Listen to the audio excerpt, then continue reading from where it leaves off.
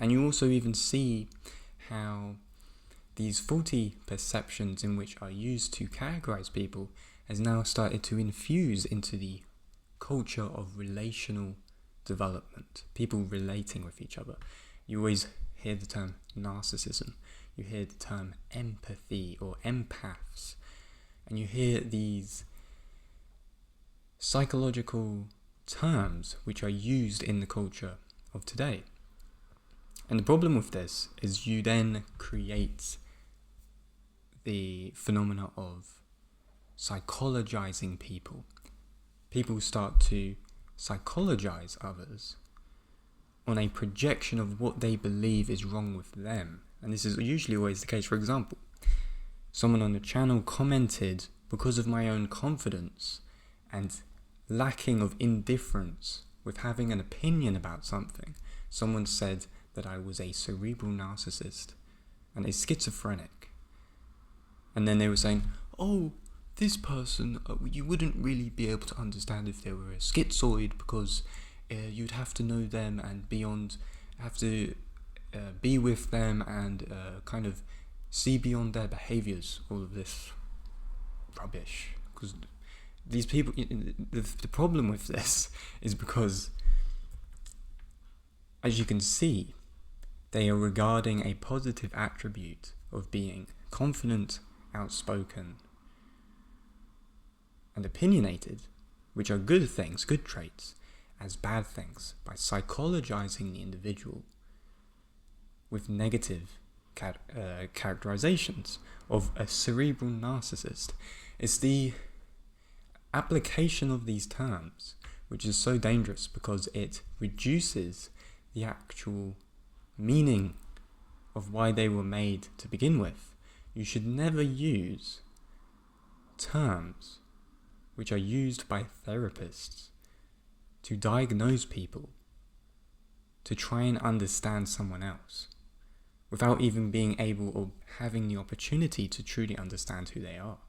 People projecting in the comments, or with that comment example, trying to understand who I am when you don't know who I am, because you've never met me and you've never had a conversation with me and you've never been able to relate with me on a personal level, is hilarious.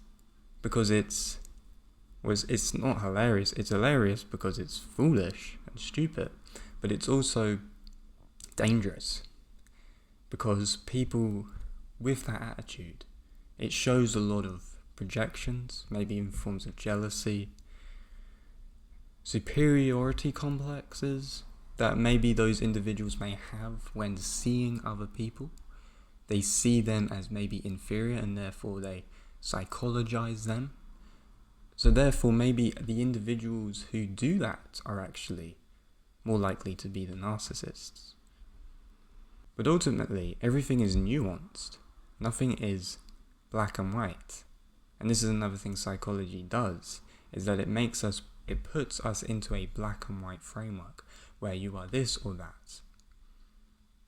And the whole process also of, I'm not very much an advocate of talk therapy either, because I don't think it's philosophically sound when it comes to the mind and the body.